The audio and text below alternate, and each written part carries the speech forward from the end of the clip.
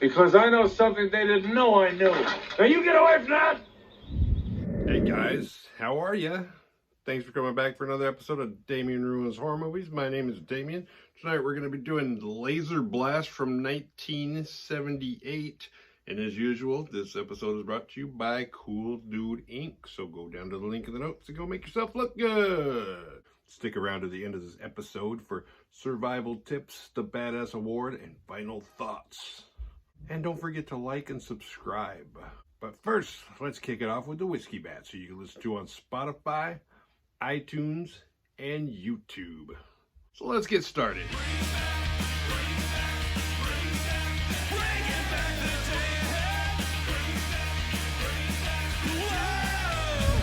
This film opens with a Zartan-looking dude who's got a huge laser cannon on his arm, being chased by some dino chicken-looking aliens.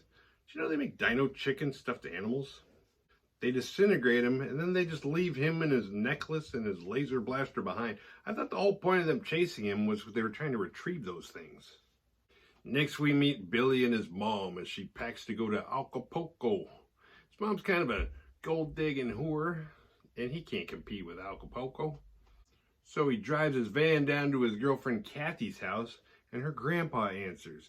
And her grandpa is a military man. He's also batshit crazy. And he won't let him see her because he thinks Billy's part of Operation Sandust. Everything is hush-hush! Operation Sandust! Hush-hush!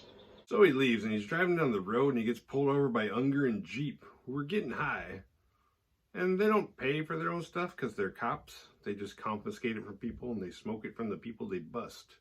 But they pull Billy over for speeding. They write him a ticket, and as he's leaving, this car comes flying out of nowhere. It's Mr. Craig. Billy heads to the gas station for a Coke. Seems irritated because he's paying double in car insurance because he keeps getting pulled over. Stop breaking the law, asshole! He sees Chuck and Froggy there and they want to race him, but his van, for some reason his van won't start and then they leave and it starts right up. But why are you racing in a van to begin with? So he declines. Smartest thing he does the whole movie. And he drives out to the desert and that's where he finds the laser blaster. He puts it on and he's a natural. Then he finds the necklace and it goes off. This thing is live. And even though he doesn't know how much laser juice he has, he just starts blowing up bushes. Mr. Craig gets his car fixed. And why didn't those two idiot cops give him a ticket or throw him in jail for driving like that? But now he's got to find a hotel. Mr. Craig's from out of town. I don't know how to put this, but I'm kind of a big deal. Cassie finds Billy, who has the house to himself, but he still wants to sleep out in the yard. He's got a nice little romantic setup for her, but he's still got to act like a douche. And she warns Billy that her grandpa is going to shoot him on sight the next time she sees him. Although she leaves all the whole part out about him thinking he's a covert spy and that Operation Sandust. And that grandpa's a little batshit crazy. I mean, let's face it. Somehow, Kathy loves Billy. Like, she's attracted to how fucked up he is. There's something so dark in you sometimes. Just sends shivers up and down my spine. Like she's dating Jim Morrison. And she wants him to go to Franny's party with him, and of course he doesn't want to go. So she's like, okay, that's cool. Chuck invited me anyway. I don't know if Chuck really did or not, but it definitely planted the little jealous seed in his head. And he's like, okay, I'll go. I'm going with you. And then she notices a red mark on Billy's chest from that alien shit he was playing with earlier. Back on the alien ship, the dino chicken leader gets in touch with his little lackeys and lets them know that somebody else has found the laser blaster. And they see footage of good old Billy. Now, why did they leave him behind? And Mr. Craig's Bill Bixby looking ass is on the pursuit. He's right behind Billy as he goes to the desert and finds Billy's broken Coke bottle. And the birthday party's kind of lame and uneventful. Billy kind of reminds me of myself at social events, except I usually wear a shirt. And he looks kind of bored, like, man, I should have brought my laser blaster with me. Would have really livened this party up. And birthday girl Franny's feeling kind of sad. Some birthday. Outside of you, Kathy, I don't think anyone would have come if it weren't for the pool. Kathy goes inside to change her clothes, so Franny decides she's going to depression eat that whole entire birthday cake herself. Until Billy comes up asking where Kathy is. Which is weird because, like, it looked like the party was going on and everything when Kathy said, I'm going to go inside and change. And now it looks like the party's wrapped up. Like, half the cake is gone already. And apparently she's still inside changing her clothes. They tell me cake is bad for me. And what about radiation?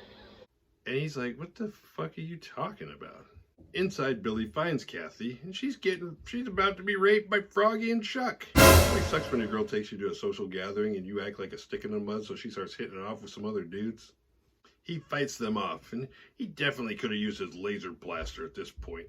They kind of start to fight back until he pulls out a tennis racket, and then they're like, whoa, whoa, whoa. No need to get crazy. And then Kathy starts to talk him down. Like, you don't got to hit him with that tennis racket.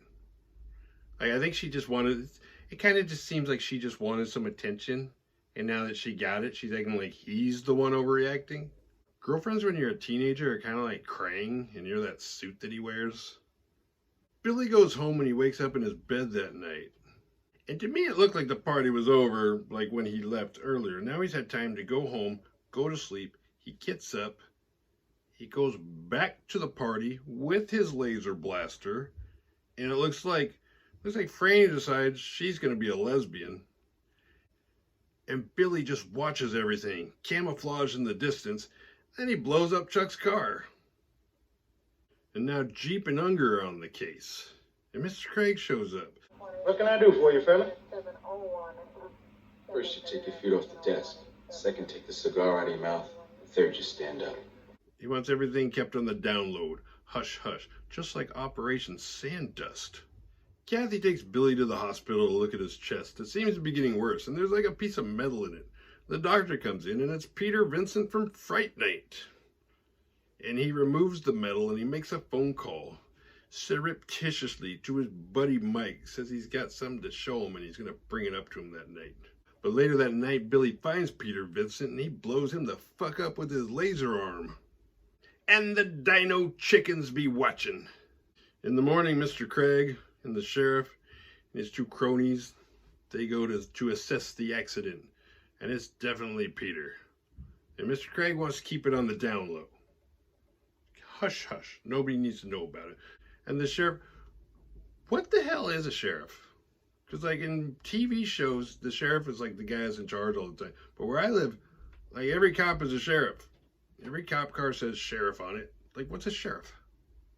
I thought there should only be like one per county. Meanwhile, I'm not even sure Billy's aware of his actions. He's like a werewolf that's returned back to human form with no memory of what he did the night before. But he goes out for a drive and gets picked up by Unger. And Unger takes him in. And he gets to meet Mr. Craig. And Mr. Craig's got some questions for him. I don't know how Mr. Craig's onto him, but he's been onto him the whole time. And there's like no explanation how. He looks at his chest, but he's got nothing on him. And he did see the metal, but there's no way that he knew the metal came from there and then he could put the, there's no way. I mean, he is Mr. Craig, but I don't know. He's got to let him go. So Mr. Craig takes Billy's chest metal to Mike, who Peter was planning to take it to, and he investigates it and comes to the conclusion that this is not from Earth. And it's spreading. I don't know how it's spreading. It's spreading on Billy, but I don't know how they would know that. That night, Billy goes out on a killing spree. Well, not like a killing spree per se, but he just runs around blowing shit up. In the morning, he wakes up next to Kathy. And they make fuck, and he goes to sleep. And she finds his necklace, and she activates Killer Billy. Mr. Craig visits Kathy's grandpa. Maybe Kathy's grandpa isn't so crazy after all. Only, how could he have known there was something up with Billy when Billy visited the morning before? He hadn't even gotten the laser arm yet. Billy is back on the rampage. And with the help of a little insurance fraud, Chuck and Froggy got themselves a new ride. They go out for a drive, and Billy blows it up again. Kathy should never have made that remark about Chuck taking her to the birthday party. Billy really took that hard. And that whole rape thing. Billy goes back into town and starts blowing shit up. He's like me when I play Grand Theft Auto 5 and ignore story mode and just run around doing as much damage as I can until the cops come and get me. But Mr. Craig finds him, and he's got Kathy with him. But before he can subdue him, the little dino chicken aliens come down and they kill him. Just like they did to Zartan in the beginning. The end. The Badass Award goes to Mr. Craig for driving like a psychopath and hunting down Billy, almost catching him, and probably banged Billy's girlfriend after it was all over. What did we learn? Survival tales. Don't play with alien weapons you find in the desert. Be a parent. Don't just leave your kid at home left to his own devices. If a necklace is burning a hole in your chest, take it off.